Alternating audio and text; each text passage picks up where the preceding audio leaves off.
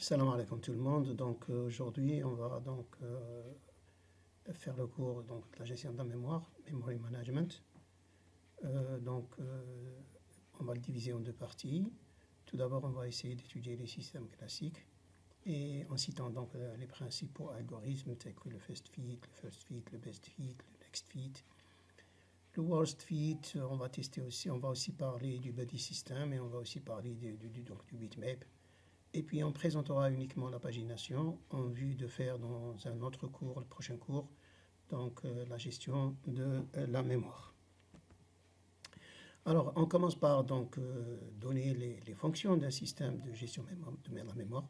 Donc les principales tâches de ce système, c'est de permettre le partage de la mémoire, permettre d'allouer des blocs de mémoire au processus et protéger aussi les espaces mémoire utilisés par les processus. Donc on protège d'abord l'espace système de façon à ce qu'aucun processus ne puisse écrire et lire dans le système sans l'autorisation du système, et aussi protéger donc mutuellement les processus entre eux, c'est-à-dire aucun processus n'aura le droit d'écrire dans l'espace d'un processus sans l'autorisation de ce dernier. Aussi, donc, il faut optimiser la quantité de mémoire disponible, à tout moment récupérer l'espace donc libéré par les processus qui ont terminé ou bien qui n'ont plus besoin de l'espace. Donc le système donc, il doit récupérer cet espace en vue donc, de le rendre disponible pour d'autres processus. Donc cette notion de partage, cette notion d'allocation, cette notion de protection, cette notion d'optimisation, on va essayer de voir donc, comment se passe pour les systèmes classiques aujourd'hui. Alors, donc, le gestionnaire de la mémoire est chargé donc, de connaître les parties libres et les parties occupées. Donc, il doit adopter des algorithmes pour connaître l'espace libre et l'espace occupé. Il doit aussi se charger de l'allocation de cet espace libre donc, au processus selon le besoin et selon la quantité demandée. Selon cette quantité demandée, il peut procéder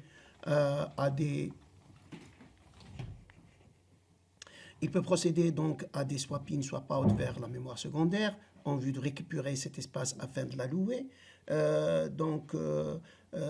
Il peut forcer un processus à lui libérer de la mémoire, et aussi il récupère normalement la mémoire qui est utilisée par un processus donc, qui atteint sa fin. Donc toutes ces tâches-là ont certains problèmes. Donc les principaux problèmes, il y a le problème de la relocation. Alors la relocation, c'est quoi? La relocation, c'est le problème qui se pose lorsque je charge un programme à une certaine adresse, et puis je fais un swap out, ça veut dire que je le fais descendre vers la mémoire secondaire, et la deuxième fois, quand je vais le ramener en mémoire centrale, je vais le charger à une autre adresse. Est-ce que ce programme va s'exécuter correctement? Donc là, il y a un problème de résolution de référence au runtime, ça veut dire au moment du chargement du programme, je suis obligé d'ajuster, je vais translater donc le calcul des références en vue que ces références s'adaptent à la nouvelle adresse mémoire. Alors, ici, donc un programme pour moi, un processus qu'on a déjà vu dans le chapitre sur les processus, c'est un PCB, un contrôle, donc un Process Control Block. C'est un code, c'est des données et c'est une pile. Donc je vais charger le code dans la partie code à partir du disque dur. Je vais charger donc les data dans la partie data et je vais offrir une pile à ce processus pour s'exécuter correctement. Évidemment, le code est donc au moment du chargement, donc le loader va essayer donc après que le gestionnaire de la mémoire ait fourni un espace en mémoire, il va se charger donc de placer le code à sa place, les données à sa place et puis lui offrir une pile. Ainsi, donc on va prendre la première instruction du programme, on va la mettre donc dans le registre instruction, le PC va commencer à incrémenter les instructions et l'exécution démarre. Alors, on va essayer de voir ce problème de relocation. Alors là, donc j'ai une mémoire, la partie système qui est tout à fait en bas ici. Donc là, c'est la partie système. Ça, c'est de l'espace qui est occupé par d'autres processus. Et pour le moment, j'ai un espace libre à l'adresse 2000 et un espace libre à l'adresse 1000. Je charge le processus P1 à l'adresse 2000 et je charge le processus P2 à l'adresse 1000. Maintenant, après un certain moment d'exécution, je serai obligé donc de faire un swap out de P1 et de P2. Et le prochain chargement, cette fois-ci, donc je vais avoir P1 qui sera chargé à l'adresse 1000 et puis P2 qui sera chargé à l'adresse 2000. Maintenant, est-ce que l'exécution de P1, P2 sera touchée? Est-ce qu'elle va continuer convenablement? Si j'ai résolu le problème de relocation, normalement mes programmes P1, P2 peuvent s'exécuter correctement. Maintenant, c'est quoi ce programme, ce problème-là? Alors, regardez, j'ai le programme P1 qui a l'instruction, donc à partir de adresse début, donc 0. Donc ici, le compilateur va essayer de générer le code.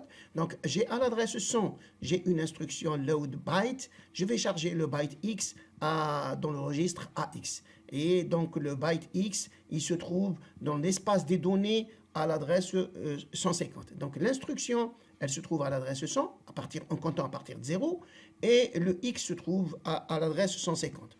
En générant le code ici, le code exécutable ici, alors le code exécutable donc va garder l'adresse 100, il va coder l'instruction et il va donc donner la valeur ici. Donc on remarque que j'ai le 150, donc, et le 150 c'est le même ici, donc 150, 150 c'est le même. Alors regardez ici, donc ça c'est l'adresse de l'instruction. Ça, c'est le code d'opération de l'instruction, l'opcode. Ça, c'est l'adresse du registre AX que j'avais, donc dans lequel je veux charger la valeur de X. Ça, c'est la référence AX. Et ça, c'est l'adresse de X. Et ça, c'est la valeur de X.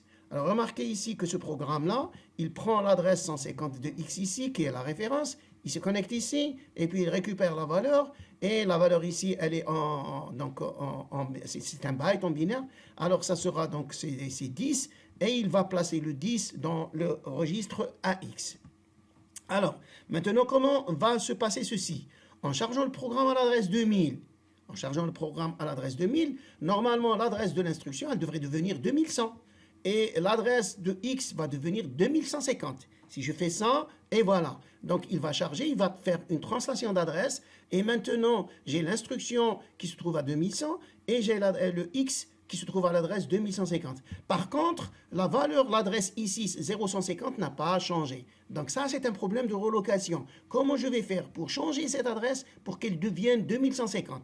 Maintenant, si je charge le programme à l'adresse 1000, alors regardez, à l'adresse 1000, je vais avoir le chargeur, il va faire en runtime la translation d'adresse et il va translater l'adresse de l'instruction à 1100 et l'adresse du X à 1150. Par contre, j'ai aussi ici, je vais donc adresser à l'espace 0150 qui est certainement dans l'espace du système d'exploitation. Donc, je vais faire une violation d'accès donc sur l'espace du système d'exploitation. Maintenant, comment corriger ce problème? Ça veut dire il faut que ici, je vais avoir, si j'étais donc ici, je dois avoir ici 2150 et maintenant si je suis ici, je dois avoir ici 1150. Comment corriger ce problème?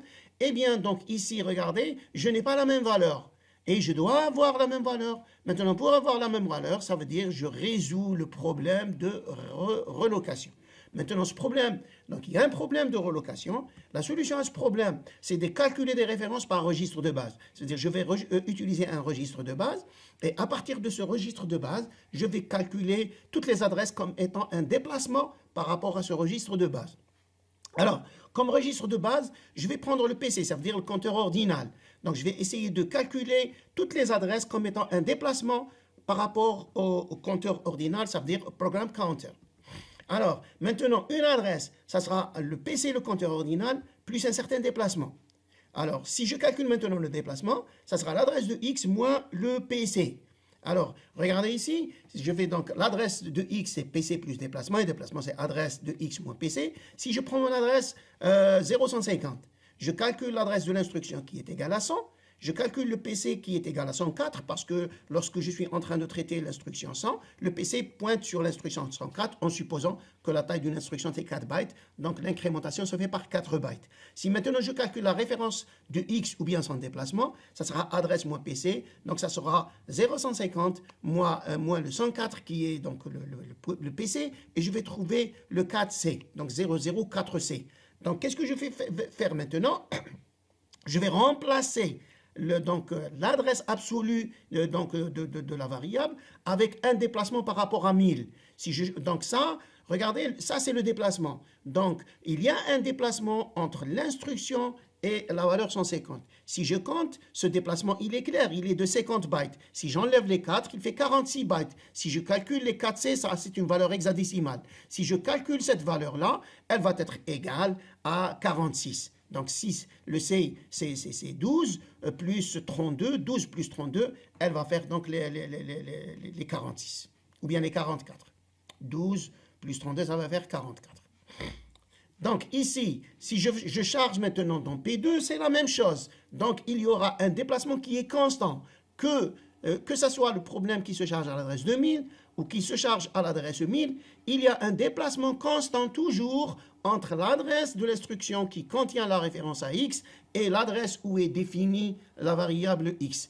Quelle que soit l'adresse de chargement, donc cette variable reste constante, ce déplacement restera constant. Donc si je fais de cette façon, donc pour exécuter ici, qu'est-ce que je vais faire? Je suis à l'adresse 2100, le PC, le compteur ordinaire, le PC va contenir 2104. Si j'ajoute les 04C à 2104, je vais trouver 2150. La même chose si je suis ici, si je charge le PC pour l'exécution, le PC, lorsque j'arrive à exécuter cette instruction, il sera égal à 1104.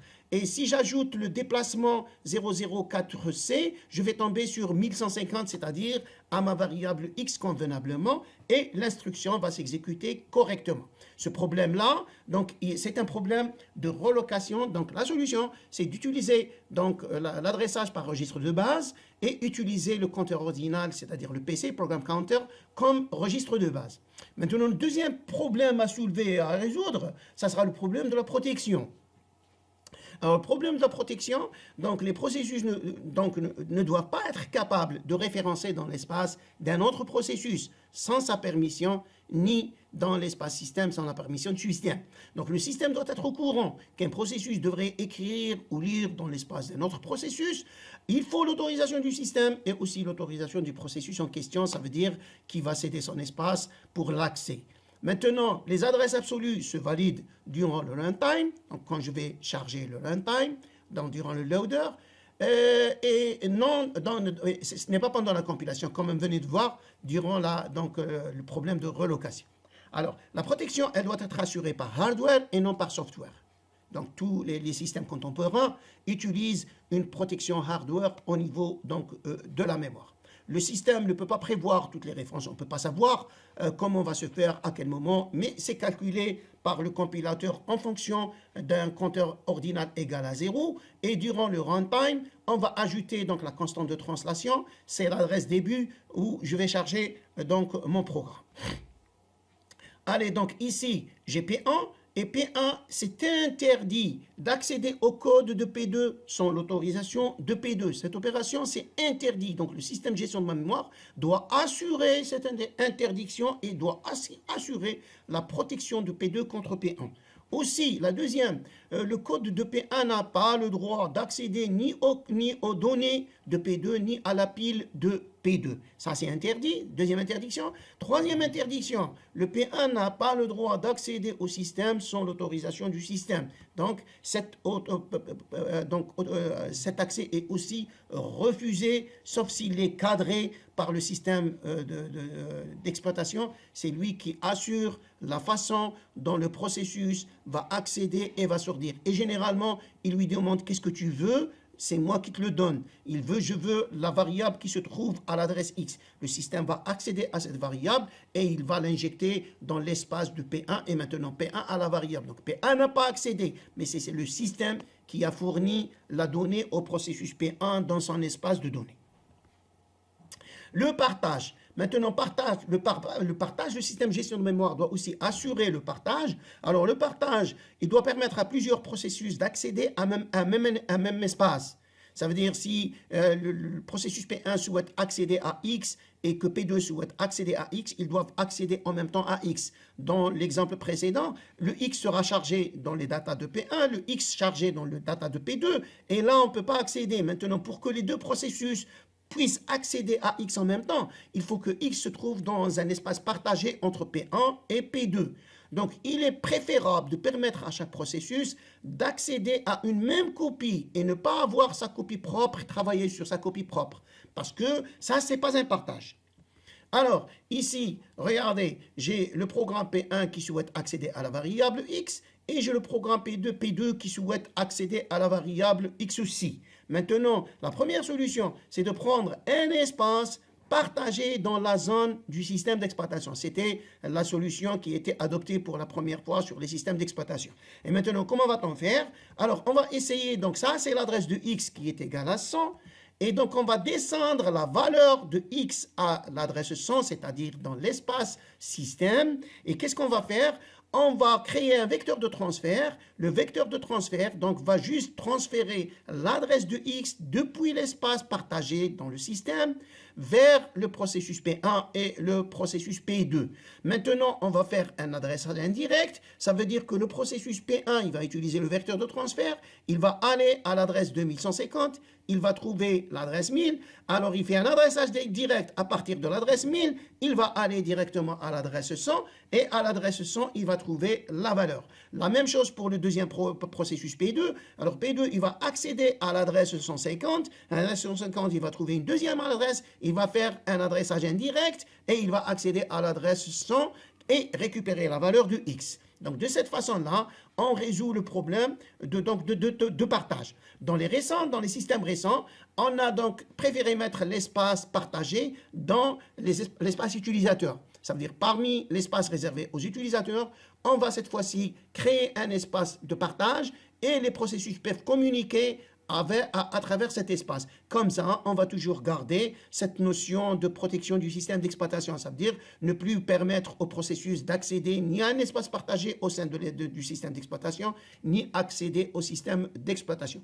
Toutefois, l'accès dans l'espace partagé dans le système, il est donc dirigé et protégé par le système d'exploitation. Cette fois-ci, donc, je vais avoir l'adresse de x qui est 3100 et je vais faire monter donc les variables, la valeur de la variable x. Et la même chose, je vais placer le vecteur de transfert 3100 et je procède par adressage indirect.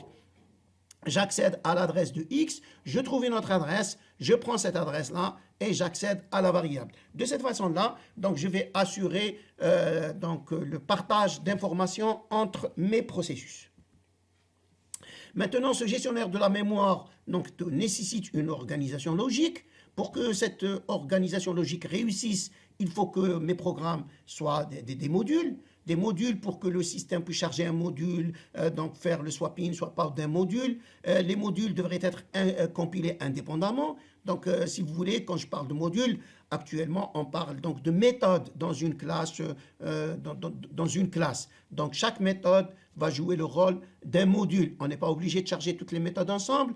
L'essentiel, c'est qu'elles soient organisées en modules et je peux donc faire le swap-in, swap-out de modules. Je peux protéger des modules. Ces modules-là, par exemple, si c'est des modules qui vont contenir des données, on peut les mettre read-only pour les protéger contre l'écriture. Les modules qui contiennent le code, on va les mettre read-only pour les protéger contre l'écriture aussi. Et l'espace de données, on peut avoir des modules où je peux lire et écrire. Je peux, par exemple, l'espace de code, exécute en lit. Je ne peux qu'exécuter dans cet espace parce qu'il ne contient que du code. Il faut le protéger contre l'accès en écriture.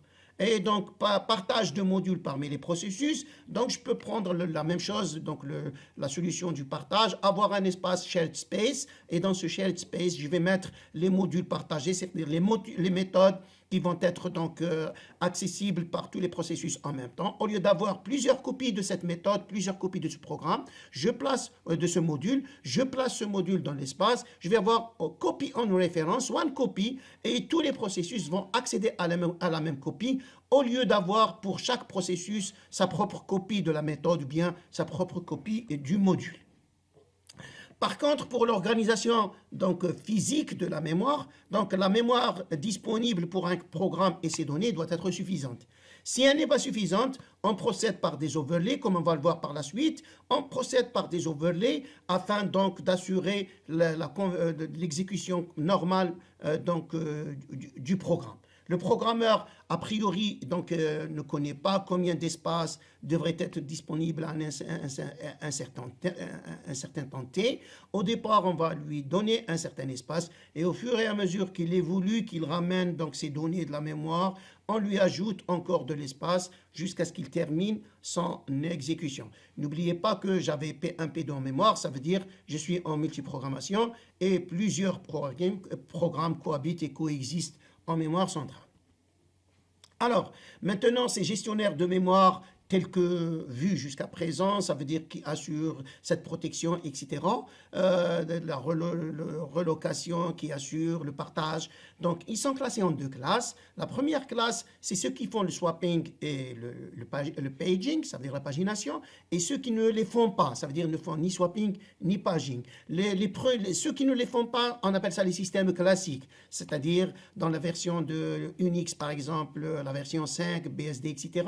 Là, il n'y avait pas en ce temps-là ni de swapping ni de pagination, donc, et à ce moment-là, donc ces systèmes-là, ça veut dire les systèmes classiques qui étaient les plus utilisés. Donc pour résumer ceci, le memory management se divise donc en deux classes, la classe without swapping and paging et la classe with swapping and paging. La première classe without swapping and paging, on retrouve deux types, donc la partition fixe, multi-programming fixed task, et multi-programming variable task. Ça veut dire les partitions variables et les partitions partagées. Les premiers systèmes qui ont connu le jour chez IBM, les deux, donc MBT, MFT, c'est chez IBM, ces deux premières solutions, MFT, la partition fixe, et MBT, la partition variable. Pour la partition variable, donc, je vais avoir les listes chaînées, je vais avoir les buddy systems, et je vais avoir les bitmaps. De l'autre côté, donc pour la deuxième classe, le swapping et le paging. Pour le swapping, ils utilisent aussi les linked lists, les mêmes algorithmes. Donc les mêmes algorithmes ont été utilisés pour les partitions variables et ils assurent aussi le swapping. Je peux avoir des systèmes qui utilisent les listes chaînées mais qui ne font pas de swapping. Ça veut dire aucune communication entre la mémoire secondaire et la mémoire centrale. Alors qu'il y a les systèmes qui, en plus des listes chaînées, des algorithmes implémentés dans les listes chaînées, à ce moment-là, on utilise donc le swapping aussi, ça veut dire le va-et-vient entre la mémoire secondaire et la mémoire centrale. La deuxième classe de swapping et paging, c'est swapping et paging, et là on retrouve la mémoire virtuelle à laquelle on va réserver un chapitre tout entier. Alors, on commence donc par le MFT, ensuite on enchaîne avec le MBT, les listes chaînées, le buddy system et les bitmaps. On explique ça, donc là où il faut insister, on va insister. Là, on passe rapidement, on va passer rapidement. Et pour le swapping, on va juste montrer le mécanisme hardware du fonctionnement de la pagination. Alors, le MFT, donc partition fixe. Pour la partition fixe, donc je vais aller à la mémoire, je vais découper ma mémoire en des partitions fixes, ça veut dire qu'ils ne changent pas de taille. Sur l'exemple que j'ai devant moi, j'ai une partition 1 de 100 kg, donc de 100 à 200. J'ai une deuxième partition de 200 à 400, j'ai donc de 200 kg. J'ai une troisième partition de 400 à 700, ça veut dire elle fait 300 kg. Et la partition 4 qui fait 400 kg. Alors, la première solution, c'est-à-dire l'algorithme 1, on va associer à chaque partition une file d'attente et les processus, par exemple, qui demandent 100 kg, ils vont se mettre dans la file d'attente de la partition 1. Ceux qui demandent, par contre, 200 kg, ils vont se mettre dans la partition 2. Et ceux qui demandent, par exemple, à 300 kg, donc de 200 à 300 kg, ils vont se mettre dans la file d'attente de la partition 3. Et ceux qui demandent plus et moins de 400 kg, ils vont se mettre dans la file d'attente de la partition 4. Si je remarque dans cet exemple que j'ai devant moi, la partition 3 qui prend donc 300 kg, elle gèle, ça veut dire elle n'a aucun processus à exécuter. Par contre, la partition 2 n'a qu'un seul processus en attente et la partition 1 et la partition 4, elles sont chargées, ça veut dire un overload, ça veut dire il y a une intensification du travail. Ça veut dire cette partition travaille plus que les autres. Alors ici, donc là, c'est clair, on remarque que la partition 3 ne travaille pas, donc je dis que ça, c'est un phénomène de famine. Si par exemple, je démarre mon système de 8h à midi, et il n'y a que des partitions de 100 kg, des programmes de 100 kg qui demandent l'exécution, tous ces programmes-là vont passer à la partition 1. Et donc la partition 2, partition 3 et partition 4 vont geler, et ils vont donc être atteintes de famine. Donc, parce qu'elles ne sont pas utilisées. Et donc, de cette façon, c'est qu'en réalité, je n'ai que 100 kg en mémoire, puisque je n'arrive pas à exploiter les 200 kg de la partition 2, ni les 300 kg de la partition 3, ni les 4 kg de la partition 4. Je n'exploite que les 100 kg de la partition 1. C'est en réalité, c'est comme si j'avais une mémoire centrale de 100 kg. Donc, l'inconvénient de cette méthode, c'est qu'il y a un problème de famine sur les partitions. Pour corriger ce programme, on est passé à la file unique. Ça veut dire tous les processus arrivent dans une même file, et ça, c'est le schéma B. Dans ce schéma-là, donc tous les processus arrivent dans la file, et maintenant, celui qui est en tête de liste, à ce moment-là, on va lui allouer la partition qui serait disponible. Si, par exemple, j'ai un processus qui demande 180 kg, et que la partition 2 est occupée, eh bien, on va lui donner la partition 3.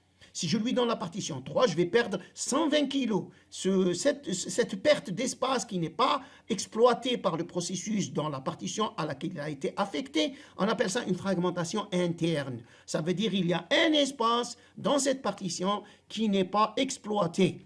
Et la partition ne peut être remise qu'à la fin de l'utilisation par le processus. Donc, dès que le processus termine, ou bien on doit attendre jusqu'à ce que le processus termine pour qu'on récupère la partition. Donc, durant l'utilisation de la partition par le processus, ces 120 kg ne sont pas utilisables. Remarquez que les 120 kg sont plus grands que la taille de la partition 1. Donc, je perds un espace convenable qui n'est pas exploité. La même chose, si j'ai par exemple un processus de 80 kg que la partition 1 est occupée, partition 2 occupée, partition 3 occupée, partition 4 libre. Si je l'affecte à la partition 4 qui prend 400 kg, je vais perdre 320 kg qui vont donc me faire une fragmentation interne au niveau de la partition 4. Maintenant, ce problème-là de fragmentation interne qui est né par cette solution, et pas par ce problème-là, il faut lui trouver une solution. Donc, j'ai un problème de fragmentation interne. Aussi, si le processus qui arrive en tête de liste demande, par exemple, 100 kg et que toutes les partitions sont occupées, qu'est-ce qu'on va faire? Est-ce qu'on va bloquer et arrêter? Par exemple, il y a la partition 1 qui est libre, la partition 2 qui est libre, la partition 3 qui est libre, et le processus en tête de liste, il demande par exemple 320 kg que la partition 4 n'est pas libre. Qu'est-ce qu'on va faire? Est-ce qu'on va bloquer la liste en attendant que la partition 4 devienne libre, ou est-ce qu'on va mettre le processus en queue de liste pour permettre aux processus qui sont derrière lui et qui peut-être qu'ils ont besoin de la partition 1, de la partition 2, de la partition 3 de passer en exécution? Maintenant, oui, si je le ramène en queue de liste, donc il va revenir en tête de liste, il va tomber sur le même problème, il va revenir dans la file. Je dis que ce programme-là sera atteint par la famine, parce qu'à chaque fois qu'il arrive en tête de liste, il ne va pas trouver la partition qui lui convient, la partition adéquate, disponible, et il va revenir dans la file. Donc ce système me pose deux problèmes, le problème de fragmentation interne et le problème de famine des processus qui demandent une partition qui n'est pas disponible. En solution à cela, on est obligé de passer donc à la MVT, ça veut dire aux partitions variables. Pour expliquer ceci, on va prendre donc un schéma d'exemple où je vais charger d'abord un processus 1 de 20 mégas qui va se charger. Donc, solution A, je n'ai aucun processus en mémoire. Donc, la mémoire n'est pas comme la MFT décomposée ou bien subdivisée en partitions fixes. Ici, c'est la totalité de la mémoire qui est exploitée par les processus. Donc, dès qu'un processus de 20 mégas arrive, la taille de mon espace utilisateur est de 56 mégas. Donc, je prends les 20 mégas et je les alloue au processus P1. Donc, P1 va prendre les 20 mégas. Ensuite, il y a l'arrivée en C du processus 2 qui demande 14 mégas. Et donc, dans le premier cas de figure B, j'avais 20 mégas des 56, il me reste 36 mégas de libre. Maintenant, j'ai 14 mégas en plus et il me reste 22 mégas de libre. Ensuite, je vais passer à la 3 et il y a le processus 3 qui demande 18 mégas et je vais avoir 4 mégas de libre. À la figure C, il y a le processus P2 qui termine et je récupère ces 14 mégas qui étaient occupés par P2. À la figure F, donc il y a l'arrivée de P4 qui demande 8 mégas et donc j'ai ici deux miettes, c'est-à-dire deux fragments d'espace mémoire. J'ai un premier fragment qui a été créé au niveau de D qui coûte 4 mégas, qui n'est pas exploitable, et j'ai un deuxième fragment qui vient de se faire à la figure C où j'ai 6 mégas. Donc j'ai deux fragments, 4 et 6 mégas. Si maintenant P1 termine, et que donc je vais récupérer les 20 mégas qui étaient occupés par P1 et je charge P2 qui revient par le swapping à 14 mégas. Et cette fois-ci, j'ai 6 mégas et 6 mégas et 4 mégas. Si je fais ce total-là, c'est 16 mégas. 16 mégas, c'est exploitable, mais puisque c'est des miettes dans la mémoire, donc je n'arrive pas à les exploiter. Donc la solution serait d'appliquer donc un ramassage de miettes, c'est-à-dire garbage collection. Je vais collecter ces petites miettes et les récupérer ensemble pour reconstituer une partition ou un espace qui puisse être donc exploité par les autres processus. Donc cette MVT, donc son problème, c'est cette fragmentation externe.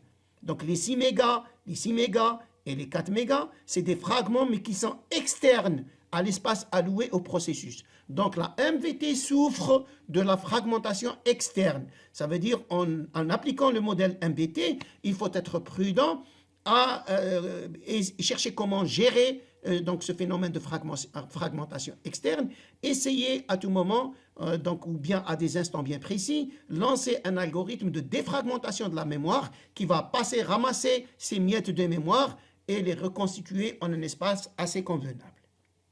Alors, la MVT, donc, première solution, elle propose les listes chaînées. Les listes chaînées, ici, donc, c'est une liste avec des pointeurs. Regardez, le processus, un espace libre, un processus, un espace libre. Ici, ça, c'est l'état de la mémoire. L'état, donc, ici, j'ai A, par exemple, qui occupe, donc, 5 blocs de mémoire, si vous voulez. L'espace libre suivant, qui est derrière A, il occupe 3 espaces libres. Il y a un processus B qui occupe 6, C qui occupe 4 blocs libres. Et c'est des blocs, des zones, appelez-les comme vous voulez. Alors, ici, il y a un espace libre qui occupe de 2 zones libres, de 2 blocs libres, 2 unités de mémoire libres. Ici aussi, il y a le D qui prend 6, le E qui prend 3, et puis un espace libre de 3. Ça, c'est la liste chaînée. Donc, on va expliquer ça plus clairement. Donc, la liste chaînée est composée par des éléments. Donc, vous pouvez l'implémenter en C, en Java. C'est une structure. Le premier élément, c'est un type qui va prendre un P ou un H. P pour dire que c'est un process. H pour dire que c'est un hole, c'est-à-dire c'est un trou en mémoire, c'est-à-dire c'est une zone libre en mémoire. Dans le deuxième champ de cette structure, je vais mettre l'adresse début, où débute donc l'espace alloué au processus ou bien l'espace libre. Ensuite, je vais avoir un champ qui va spécifier la taille de cet espace-là et un pointeur sur l'élément suivant. C'est pour ça qu'on appelle ça linked list, ça veut dire les listes chaînées. Alors, au début, donc je vais avoir A qui va prendre 5. Regardez ici, A est chargé en mémoire et qui demande 5 blocs mémoire. Et donc, je crée un premier processus qui débute à l'adresse, si vous voulez, 0 et qui prend une taille de 5 blocs et qui va pointer sur un trou qui va représenter la taille restante de la mémoire. Je ne l'ai pas représenté ici. Alors, il y a un espace libre, c'est le trou, donc de 3. Et donc, dans ma liste chaînée, je vais avoir un H donc, qui commence à l'adresse 3.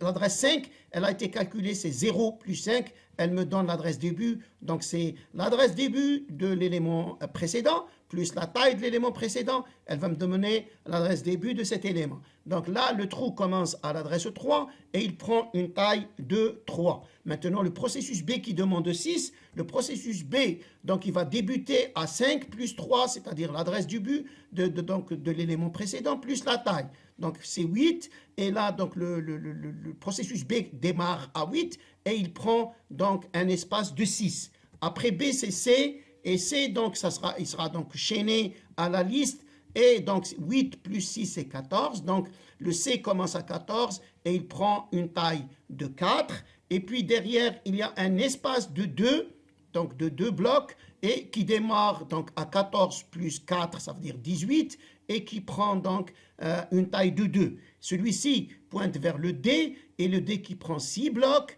Et maintenant, 18 plus 2, 20, ça veut dire que le bloc D, le processus D va démarrer à l'adresse 20 et il va prendre une taille de 6.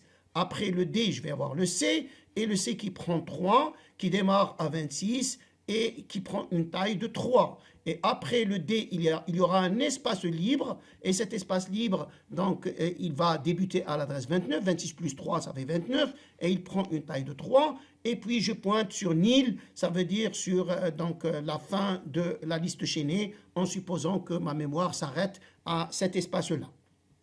Maintenant, comment gérer l'allocation de l'espace, comment je vais faire pour allouer de l'espace en utilisant les listes, comment je vais faire lorsqu'un processus se termine, comment je vais faire pour récupérer l'espace. Évidemment, si un processus se termine, par exemple, je vais prendre ici P1, le processus par exemple A, ou bien le processus B qui se termine. Qu'est-ce que je fais? Je regarde à sa gauche, je regarde à sa droite. Est-ce qu'il y a un trou? S'il y a un trou, je vais fusionner les deux trous pour constituer un seul trou.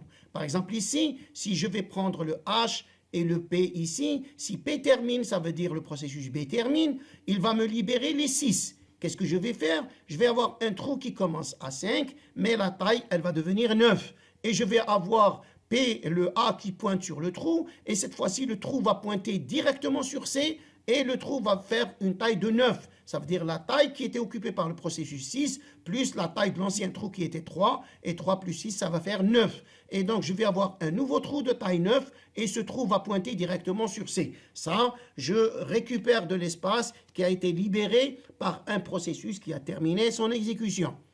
D'accord? Maintenant, comment je vais faire pour faire l'allocation? Pour faire l'allocation, donc je vais parcourir ma file et je vais par exemple aller sur le trou A. Supposer que j'ai un processus qui demande 2. Je vais venir ici et je trouve un trou égal à 3. Qu'est-ce que je fais? Je vais diviser le trou H en 2. Je vais former un P qui commence à 5 et une taille de 2. Et tout de suite après, un trou qui commence à 7 et avec une taille de 1. Ça veut dire qu'il y a un trou libre, mais qui ne contient qu'un seul bloc. Et ce trou-là sera chaîné ici au processus B. Ça veut dire que j'ai alloué le processus F dans cet espace ici. Alors, les algorithmes maintenant pour trouver ce trou adéquat qu'il faut allouer au processus nécessitent évidemment des algorithmes. Alors, le premier algorithme, c'est le first fit. Le first fit, qu'est-ce qu'il dit? Il dit que je vais parcourir la liste toujours à partir du début. Et le premier trou rencontré, je vais prendre ce trou-là, je le coupe en deux, je le divise en deux, je prends une portion pour le processus qui a donc demandé, qui a émis la requête, et je récupère un nouveau trou qui sera utilisé dans les prochaines requêtes. Alors, ce processus-là, il parcourt la liste à la recherche de la première zone libre. Dès qu'il trouve cette zone, il s'arrête et il procède à diviser la zone trouvée, il va la diviser en une première partie qui va contenir le processus alloué au processus, et une deuxième partie, c'est une nouvelle zone libre de taille moindre, et cette zone va être utilisée pour les prochaines requêtes. Maintenant, si le processus a demandé exactement la taille, évidemment, on va allouer la totalité de la taille. Cet algorithme, par son expérience, il a été implémenté dans la version Unix, donc la version BSD5. Et donc, cet algorithme est très rapide. Et parce que la rapidité, c'est dans sa recherche. Il gagne beaucoup de temps dans sa recherche. Une autre version, à partir de First Fit, il y a certains chercheurs qui se sont dit, pourquoi toujours commencer la recherche à partir du début? Pourquoi ne pas commencer la recherche à partir de la dernière recherche? C'est-à-dire, dans la première recherche, par exemple, j'ai pu trouver le trou H, et à ce moment-là, la prochaine recherche, au lieu de démarrer à partir du début, je fais un next, ça veut dire le next de la recherche précédente. Donc, je commence à l'endroit où je me suis arrêté durant la dernière requête. Donc, ça, c'est une légère variante du first fit. C'est presque le first fit. Il coupe le trou en deux, il alloue, il récupère un nouveau trou. Sauf qu'au lieu de faire comme le first fit, débuter toujours à partir du début, celui-là, il mémorise la dernière position et la prochaine fois, il démarre à partir de la dernière position. C'est-à-dire, au lieu d'avoir un pointeur qui est fixe, qui contient toujours l'adresse début de la file, celui-là, non, c'est un pointeur dynamique qui change en fonction des recherches effectuées. Donc, des opérations de simulation ont montré que cet algorithme est moins performant que le first fit. D'autres personnes, ils se sont dit, pour éviter donc cette coupure, de la division du trou en deux, qui se produit toujours dans le next fit et dans le first fit, pourquoi ne pas prendre le meilleur trou, c'est-à-dire le trou le plus adéquat, et ne pas faire cette division du trou en deux. C'est-à-dire, on va chercher le meilleur trou et on va allouer la totalité de trous. Évidemment, vous allez rendre compte qu'il y a une fragmentation interne. Parce que si ma requête, par exemple, demande 2 et que je vais sélectionner ce trou qui demande 3, je vais donner la totalité du trou. Donc, je vais avoir une défragmentation de 1. Ça n'est une fragmentation interne de 1. Donc, celui-là, il va chercher donc, le minorant des majorants. Si je demande une requête de 3, il va essayer de chercher tous les majorants de 3, tous les trous dont la taille dépasse 3. Et puis, parmi ces trous-là, il va prendre le meilleur, ça veut dire le minorant. Donc, il va chercher le minorant des majorants. Et donc, évidemment, il est clair qu'il est obligé, pour trouver ce minorant, de parcourir toute la liste. Donc, le temps de recherche, le temps de parcours de toute la liste est vachement supérieur au temps du first fit et du next fit. Donc, quoi que la solution, et peut-être elle évite la division du trou, mais elle me crée deux problèmes. Le premier problème, c'est le problème de fragmentation interne. Et le deuxième problème, c'est le problème de parcours de toute la liste, qui prend peut-être un temps énorme si la liste contient énormément de processus et énormément de trous. Une autre équipe s'est dit, au lieu donc de faire comme le best fit, prendre le meilleur trou, nous on va prendre par contre le mauvais trou. Pourquoi on prend le mauvais trou? Parce qu'on va produire une division. Et à ce moment-là, on va récupérer un trou assez grand pour être utilisé donc dans la prochaine recherche. Ceci toujours pour éviter la fragmentation interne. Ça veut dire optimiser la fragmentation externe. Pour éviter la fragmentation externe. Ça veut dire pour ne pas produire de petites miettes comme le first fit et le next fit. Là, on va essayer de prendre le plus mauvais trou de façon à ce que si on le divise, on récupère un trou assez large qui puisse être exécuté et utilisé dans les prochaines requêtes. Donc celui-là, qu'est-ce qu'il va faire? Il va chercher le majorant des majorants. Donc il va prendre tous les trous. Donc pour prendre tous les trous, il doit chercher toute la liste. Il va trouver le premier trou, par exemple, de 3. Il va retenir 3 et il va chercher. Il va trouver un trou de 2. Il va le laisser parce que 3 est plus grand que 2. Et il va continuer la recherche. Il va passer au troisième H ici. C'est 3. Et donc il va garder le premier trou. Donc pour décider, il est obligé de parcourir toute la liste pour décider quel est le trou qu'il faut retenir. Et il va retenir évidemment le majorant des majorants. Ici, donc, la simulation a montré que parmi toutes ces stratégies-là, le first fit était le meilleur. Alors maintenant, pour aller à l'amélioration de ces algorithmes-là et essayer d'accélérer la recherche afin d'éviter la fragmentation externe, on a donc procédé à la séparation des listes qui contiennent les processus et la liste qui contient les trous. Ça veut dire les trous, on va les mettre dans une liste à part et les processus, on va les mettre dans une liste à part. Évidemment, dès qu'un processus termine, on va prendre l'élément et on va le placer parmi la liste des zones libres. Et si on fait une allocation, on va prendre la zone libre et on va la mettre dans la liste des processus. Donc, on va déplacer parmi les deux listes. On va et vient. Une fois on déplace le libre, lorsqu'on fait une allocation, on va prendre la portion, donc l'élément de la liste chaînée et on va le mettre dans la liste des processus. Et dès qu'un processus termine, on va prendre l'élément et on va l'ajouter à la liste des libres et on va procéder à la fusion des zones contiguës. S'il y a deux zones qui sont contiguës, adjacentes, on va donc les fusionner pour former un seul trou.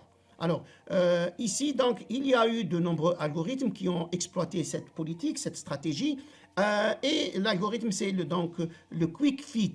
Le quick fit, qu'est-ce qu'il dit? Il dit en plus, je vais garder la liste des processus, mais les listes libres, je vais quand même les diviser en sous-listes. Je vais prendre les listes, par exemple, de 2 kg, les listes de 4 kg, de 8 kg, de 16 kg. Si un processus demande 2 kg, je vais directement aller dans la liste des 2 kg. C'est très rapide. S'il demande 4 kg, je vais directement dans la file d'attente. Donc, des 4 kg, c'est très rapide. Si je n'ai pas de 4 kg, je vais prendre deux de 2 kg, je vais les fusionner pour former un 4 kg. Ou bien, je vais prendre un de 8 kg, je le divise en deux pour avoir deux de 4 kg et je procède à l'allocation. Donc, c'est des opérations de fusion et de division donc, des partitions supérieures pour récupérer. Et elle a donné quand même un certain effet, mais l'essentiel, c'est qu'elle a donné naissance à de nouveaux algorithmes. Parmi ces algorithmes, ici, avant de passer aux algorithmes, je reviens ici à cet exemple-là, où il y a donc une requête qui arrive. Et donc là, au premier schéma, c'est allocated blocks, c'est les grilles, c'est des blocs déjà alloués. Free blocks, c'est les blocs en blanc qui sont donc non encore alloués. Et donc, la dernière requête, donc c'est les 14 kilos. Et donc, les nouvelles allocations possibles pour le first fit, best fit, c'est en bleu. Alors, si donc ici, je vais avoir un A qui demande une requête, et donc ici, je suis donc au 22 mégas, et mon processus qui demande donc 16 mégas. Alors, 16 mégas, le processus, il demande 16 mégas. Alors, le first fit, il va parcourir la liste. Premier trou rencontré, c'est le 22 ici. Il va prendre le 22, il va allouer et trouver les 6. D'accord? Ensuite, le best fit, il ne va pas prendre le 22, il va prendre le 18 avec une fragmentation, donc une fragmentation externe de 2 et une fragmentation interne aussi de 2. Donc ici, le first fit, il va produire une fragmentation externe de 6 mégas. Maintenant, si je prends le next fit, comme le first fit s'est arrêté ici, donc il va continuer jusqu'à les 36 mégas, il va allouer les 16 et il récupère un trou de 20 mégas. Le worst fit, il va prendre évidemment les 36 mégas et il va procéder comme le next fit ici. Maintenant, avec cette idée de subdiviser l'espace, ou bien la partition disponible pour la diviser en deux, le buddy system utilise donc, puisque les ordinateurs travaillent en binaire, il utilise la division par deux. On peut aussi prendre des tailles qui ne sont pas égales, mais la division en deux va prendre un trou, elle va le diviser en deux. Si je prends un trou de 1 méga, je le divise en deux, je vais avoir 512 kg, 512 kg. Si je prends le trou de 512 kg, je le divise et je vais avoir 256, 256. Maintenant, si j'ai un espace de 1 méga et que je veux allouer une requête de 64 kg, je vais prendre le 1 méga et je le divise en deux. Je vais avoir 512, 512. Je prends les 512 d'adresses plus petites, ça veut dire à gauche, et je vais donc les diviser en deux. Donc l'exemple est ici. Donc j'ai un espace de 1 méga ici, 1 méga au départ, et j'ai une requête qui arrive de 228 kg. Donc je prends le 1 méga, je divise 512, 512, je prends le 512 de gauche d'adresse 0 et je divise 256, 256, je prends les 256 les plus à gauche, je divise, je vais voir 128, 128. Je prends le 128 ici et je divise. Maintenant, si je divise, je vais avoir 64, mais la requête demande 100. Donc je suis obligé de donner la totalité du trou avec une fragmentation interne de 28 kg. Maintenant, la deuxième requête qui arrive, c'est les 240 kg. Et 240 kg, donc je vais tout de suite prendre 128 kg ici, elle est plus petite. Je viens ici, je trouve un bloc de 256 et j'alloue la totalité de 256 avec une fragmentation interne de 16 kg parce que ma requête demande 240 kg. Maintenant, j'ai une requête de 64 kg, donc je vais prendre le trou de 128 kg, je divise en deux. Je vais avoir 64, 64 et j'alloue donc les 64 kg à ma requête donc ABC. Et maintenant, j'ai une requête donc de 256. Et là, donc, je n'ai pas d'espace, donc je prends les 512 kg qui sont ici, je divise et j'ai 256, 256, et j'alloue la requête D avec une totalité de 256 kg sans fragmentation. Maintenant, si B termine, que se passe-t-il? Donc, je récupère l'espace qui était occupé par B. D'accord? Si A termine, je récupère l'espace qui était utilisé par A. Si maintenant j'ai une requête de 75 kg, qu'est-ce que je fais? Je vais l'allouer à la 128 kg qui était occupée par A. Si maintenant C termine, donc je récupère l'espace qui était utilisé par C. Si maintenant E termine, je récupère l'espace qui était utilisé par E. Qu'est-ce que je fais? Puisque ici j'ai 128, 128, c'est de deux buddies qui sont nés d'une même subdivision. Donc je les fusionne.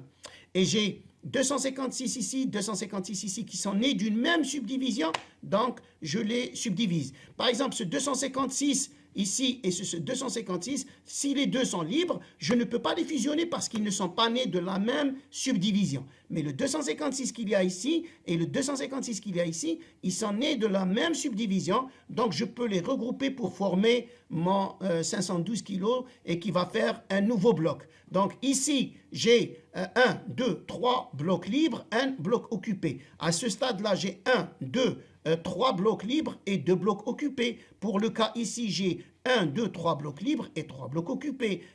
Au stade ici, j'ai un bloc occupé par la requête E. Donc, à la libération, je récupère 512, 512 et elle va me produire le 1 méga puisque les 512 sont nés de la même subdivision. Je récupère donc le 1 méga.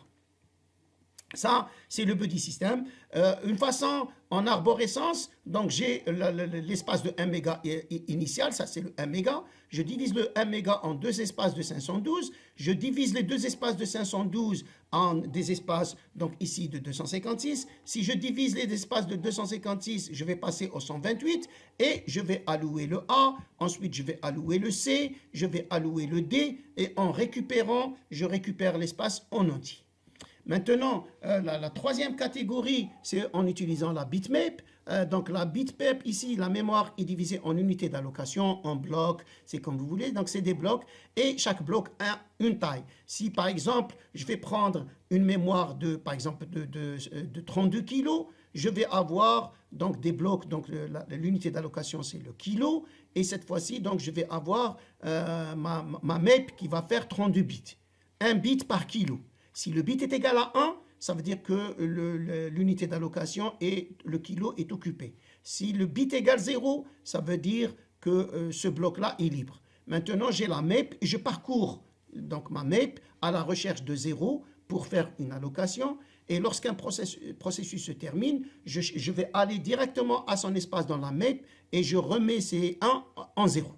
Alors ici, la taille de l'unité joue un rôle. Parce que si elle est plus grande, la map sera plus petite. Mais je vais souffrir de problèmes de fragmentation interne.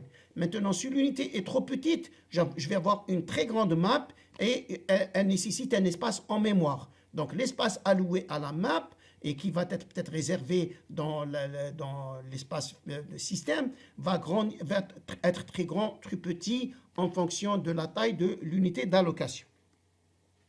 Alors, le seul problème ici, c'est ramener en mémoire un processus de K unité, c'est parcourir la bitmap à la recherche de cet espace. Ici, regardez, ça ici, c'est ma map. Et ça, c'est les anciens processus que j'avais auparavant. Donc, les 5 premiers bits 1, 1, 1, 1 veulent dire que A occupe l'espace début en mémoire. Ici, j'ai 3 espaces libres, donc je vais avoir 3 zéros consécutifs. Et le BC, c'est 14 1 consécutifs, et donc j'ai mes 14 1 consécutifs. Ensuite, 2 0, ici pour dire qu'il y a un espace libre après C. Et D et E, jusqu'à donc ici, et là, donc je vais avoir les bits qui sont occupés par D, E, qui c'est D1, et puis les 3 derniers bits, c'est les 3 0. Ici, si je veux chercher, je vais venir à ma map, je parcours à la recherche de 0. Dès que je trouve le nombre de zéros adéquat, je vais allouer l'espace et tout de suite remettre les zéros en 1 pour dire que cet espace est occupé. Évidemment, je vais avoir une deuxième table qui va dire que A commence à 0, que B commence, qui donne l'adresse début et la taille des processus. Maintenant, toujours parmi la pagination dynamique et à l'issue des buddy systems et du quick fit, l'idée donc serait donc de diviser l'espace mémoire. Ici, oui, le problème qu'on n'a pas soulevé, c'est le problème lorsque la taille du programme est plus grande que la mémoire centrale. Par exemple, j'ai 32 kg que je vais exécuter sur une mémoire de 20 kg. Ou bien j'ai 32 mégas et je veux exécuter sur une mémoire disponible de 20 mégas. Comment je vais faire? Maintenant, évidemment, je ne peux pas procéder par swapping, ça veut dire faire descendre d'autres processus pour récupérer la mémoire et agrandir la mémoire. Est-il possible, dans l'espace alloué à un processus, par exemple, qui est de 20 mégas, exécuter un processus qui demande 40 mégas, par exemple? Eh bien oui, il y a cette solution, c'est de prendre l'espace de l'utilisateur, de le découper en morceaux, pas nécessairement de taille égale. Ici, par exemple, j'ai découpé mon programme en overlay. Le premier overlay est un peu plus petit, le deuxième plus grand, le troisième plus grand. Maintenant, durant l'exécution, j'aurai besoin du premier overlay. Une fois que je quitte le premier overlay, j'exécute le deuxième overlay. Et une fois que je rentre dans l'overlay ici, c'est comme si je n'ai plus besoin de l'overlay 1 et l'overlay 2. Donc je peux retirer l'overlay 1, l'overlay 2 et charger l'overlay 4 à leur place, ici peut-être contenu. Maintenant, je dois produire une arborescence du parcours des overlays. Comment? C'est une tree, c'est un arbre qui va me dire comment je vais transiter par les overlays. Alors l'utilisateur, c'est-à-dire le programmeur, il va indiquer le début de son overlay 1, la fin de son overlay 1, le début de son overlay 2, la fin de son overlay 2, et le système, et il doit aussi donner l'arborescence. Ça veut dire, il se peut qu'à partir de l'overlay 1, j'ai un go-to et que je vais aller vers l'overlay 3. Donc, à un instant T, il faut que l'overlay 1 et l'overlay 3 doivent être en même temps en mémoire. L'overlay 2 peut ne pas être présent à ce moment-là. Je peux aussi aller de l'overlay 1 à l'overlay 2.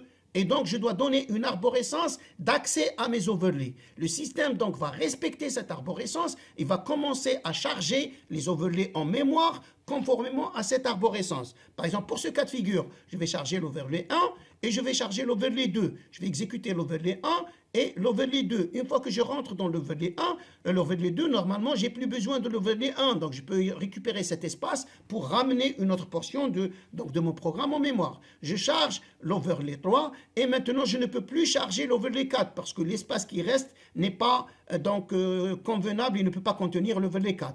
Qu'est-ce que je vais faire? Je vais démarrer mon exécution et jusqu'à ce que l'overlay 1, l'overlay 2, l'overlay 3, parce que je me rends compte que l'overlay 4 est plus grand que l'overlay 1 et l'overlay 2, donc il ne peut pas être contenu dans l'espace libéré, et je vais attendre jusqu'à ce que ces processus, donc ces trois overlays est terminé, c'est-à-dire le processus est terminé d'utiliser les codes contenus dans ces overlays ou bien les données utilisées dans ces overlays. Et maintenant, je charge l'overlay 4 et je peux assurer maintenant l'exécution d'un programme qui est plus grand que la taille mémoire. C'est de cette idée-là qu'a jailli l'idée de la pagination. Donc la pagination, elle va dire comment je vais faire. Je vais découper la mémoire en portions et je vais découper aussi l'espace utilisateur ou bien programme utilisateur en modules, en portions. On va appeler ça par la terminologie de la pagination. Alors la pagination, qu'est-ce qu'elle va dire? Elle va dire je vais découper l'espace de l'utilisateur avec des espaces ou bien des morceaux de taille fixe et je vais aussi découper la mémoire centrale en morceaux de même taille. Alors, les morceaux du processus, on va appeler ça des pages logiques ou bien tout simplement des pages. On peut les appeler aussi des pages virtuelles lorsqu'on va parler de mémoire virtuelle. Et les pages de la mémoire centrale, on va les appeler des frames ou bien des pages physiques. Pour le moment, on va dire des pages logiques, des pages physiques. Pages logiques, c'est les pages du programme. Pages physiques, c'est la mémoire centrale. Et maintenant, il s'agit de faire la même chose que les overlays, charger donc des pages dans les pages physiques, lancer l'exécution, faire quitter les pages initiales et ramener d'autres pages et assurer donc la translation des pages en mémoire vers la mémoire secondaire, mémoire centrale, avec des swappings de pages jusqu'à ce que le processus aboutisse à la fin de son exécution. Alors ici par exemple, dans ce cas de figure, donc le A, la mémoire totalement libre et j'ai 16 frames, donc il y a 15 pages en mémoire centrale. Et dans le cas B, ici, je vais charger A qui prend 4 pages. Je les charge dans les pages physiques 0, 1, 2, 3. Ça, c'est la page logique de A, la deuxième page logique, troisième, quatrième page logique de A. Ensuite, ici, je charge B dans les pages physiques 4, 5 et 6. Ensuite, je charge ici C à la page 7, 8, 9, 10 physique.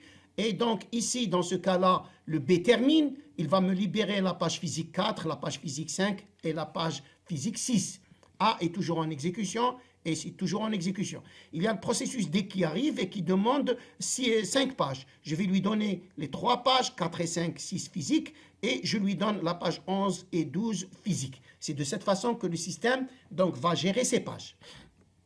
Alors, pour cela, je vais créer une table des pages pour le processus A, une table des pages pour le processus B, une table des pages pour le processus C, pour le processus D, et une liste des pages libres. Donc, chaque processus a besoin de sa propre table des pages. Alors, la table des pages de A, elle va contenir la page logique, c'est-à-dire la page 0 de A est contenue dans la page physique 0. La page 1, elle est contenue dans la page 1. La page 2 logique est contenue dans la page 2 physique. La page 3 logique est contenue dans la page 3 physique. Ici, le processus B, comme il l'a quitté, ces 3 pages ne sont pas présentes en mémoire, donc non disponibles en mémoire. Le processus C, il occupait donc la page logique de C, 0 à la page 0. Donc de C est contenu dans la page physique 7. La page logique 1 de C est contenue dans la 8, la 2 dans la 9, et la page logique de C est contenue dans la page physique 10. Ici, donc, pour le processus D, la page logique 0 est contenue dans 4, la 1 dans 5 et la 2 dans 6. Ensuite, la 3 logique dans 11 et la 4 dans 12. Les pages libres, j'ai la page 13 et 14 qui ne sont pas encore jusqu'à présent allouées. Donc, remarquons que la table des pages, qu'est-ce qu'elle contient? Elle contient le numéro de la page physique. Je vais appeler ça le numéro de la page logique et ça, je vais l'appeler le numéro de la page physique. Je vais dire que ça, c'est le NPV, numéro de la page virtuelle, et ça, c'est le NPP, numéro de la page physique. Alors, pour un petit exemple, je vais prendre ici 4 pages logiques, la page 0, la page 1, la page 2 et la page 3. Alors, les pages sont de taille de 4 bytes, donc le byte 0, le byte 1, le byte 2, le byte 3. Et ça, c'est le byte 0, le byte 1, le byte 2, le byte 3 de la page 1, byte 0, byte 1, byte 2, 3 de la page 2, etc. Si je ne parle pas de page, c'est 16 bytes, adresse en mémoire, ça c'est l'adresse 00, et la dernière c'est l'adresse 111, en hexadécimal, si vous voulez, en binaire. Donc, en binaire, donc ça c'est l'adresse 0, et ça c'est l'adresse 111. En hexadécimal, ça c'est l'adresse 0, et ça c'est l'adresse F. En décimal, ça c'est l'adresse 0, et ça c'est l'adresse 15. D'accord? Alors, je dis que le byte 0 de la page 0 est à l'adresse 00. Le byte 1 est à l'adresse 001 et le byte 2 est à l'adresse 010. Si je prends la page 2, le byte 2, celui-là, c'est 10. 10, c'est son adresse en mémoire. Maintenant, quelle est cette relation entre page et adresse? On va essayer de définir la relation qu'il y a entre page et adresse. Regardez, si je vais prendre la page 0, le byte 0 par rapport au début de la page, ça c'est l'adresse début de la page, il est à 1, 2, donc un déplacement égal à 2. Je dis que le byte 2 se trouve dans la page 0 avec un déplacement égal à 2. Si je prends ce byte-là, il se trouve dans la page 1 avec un déplacement de 1. Vous allez remarquer que le déplacement, c'est soit 0 pour le byte 0, soit 1 pour le byte 1, soit 2 pour le byte 2, soit 3 pour le byte 3. Donc je vais dire que un byte, quel que soit ce byte-là, il sera contenu dans un page. Je vais donner le numéro de page et je vais donner son déplacement dans la page. Alors ici, puisque j'ai 4 pages, 4 c'est égal à 2 à la puissance 2, donc j'ai besoin de 2 bits pour adresser mes pages. Alors la page 0, elle va prendre une adresse 00, la page 1, elle va prendre une adresse 01, la page 2 va prendre une adresse 10 et la page 3 va prendre une adresse 11. Maintenant, une page contient 4 bytes, donc j'ai besoin de 2 bits pour adresser le déplacement. Alors le byte 0, il aura un déplacement de 00, le byte 1, un déplacement de 01, le byte 2, le 10, et le 3, c'est le 11. Si vous voulez, c'est le numéro du byte. Pour dire que ça, c'est le déplacement dans la byte, le déplacement dans la page. Alors, si je prends maintenant ce deuxième byte ici, je prends ce byte-là, je vais prendre cette adresse, ça c'est la page 2 et le byte 2. je vais noter ça comme ça, le numéro de page et le déplacement dans la page. Donc c'est la page 2, déplacement 2. Si je prends la page 2, je vais venir à la page 2, je vais trouver un 0. Je porte le numéro 1, 0 ici et je vais au déplacement. Le déplacement c'est 2, je vais venir ici au déplacement 2, c'est aussi 1, 0. Et je trouve 1, 0, 1, 0, c'est effectivement l'adresse du byte. Donc l'adresse de byte, elle peut être exprimée directement en adresse et elle peut être exprimée en un numéro de page et un déplacement dans la page. Donc je vais avoir un numéro de page et un déplacement dans la page. Donc toutes mes adresses qui sont en mémoire ici, elles peuvent être exprimées par un numéro de page et un déplacement de page. Si je suis dans l'espace logique, c'est-à-dire l'espace du programme utilisateur, je vais avoir le numéro de page logique et le déplacement dans la page logique. Si je suis en mémoire centrale, ça sera le numéro de la page physique et le déplacement dans la page physique. Évidemment, les pages logiques et les pages physiques sont identiques. Lorsque je charge une page logique dans une page physique, les déplacements ne changent pas. C'est uniquement les numéros de page qui changent. Alors maintenant, c'est quoi ce mécanisme de pagination? Ici, j'ai un espace utilisateur composé de 4 pages et en mémoire pour ce processus, je n'ai que 2 pages, la page 0 et la page 1. Ça, c'est les adresses virtuelles, c'est les adresses logiques de mes données et ça, c'est les adresses physiques. Ça, c'est les pages physiques et les bytes physiques ici. Et ça, c'est les bytes donc logiques de ce côté. Maintenant, comment je vais faire pour exécuter ce programme dans ces 2 pages, ces 4 pages dans ces 2 pages? Donc, qu'est-ce que je vais faire? Je vais prendre ma table des pages ici. Et la table des pages, elle va prendre un bit V pour dire que la page est présente et le numéro de page physique où elle est présente. Ça, c'est la page, si vous voulez, physique logique 0. La page logique 0, ça c'est la page 0. Donc, elle est présente en mémoire parce que le bit égale 1. Et elle se trouve dans la page physique 1. Donc, elle se trouve ici. D'accord? Ici, la page 1, c'est-à-dire cette page-là, elle a un bit V0, ça veut dire qu'elle n'est pas valide. Donc, elle n'est pas présente en mémoire physique. Cette page-là, elle n'est pas présente en mémoire physique. La page, la quatrième page, ça veut dire page 3. Donc, elle a un bit 1 et elle se trouve dans la page physique 0. Donc si je prends la page 1, c'est-à-dire la page 00, elle a un V égale à 1, elle se trouve dans la page 1. Donc, elle se trouve ici. Maintenant, la deuxième page, c'est la page 3 et elle se trouve dans la page 0. Donc, elle se trouve ici. Donc, le byte 0, c'est le même byte qu'ici. Le byte 1, c'est le même. Donc, qu'est-ce que je vais faire? Je vais charger les 4 bytes de la page directement dans les 4 bytes de la page 0. Ici, les 4 bytes dans la page de la page 0 logique vont se trouver dans les 4 bytes de la page 1 physique.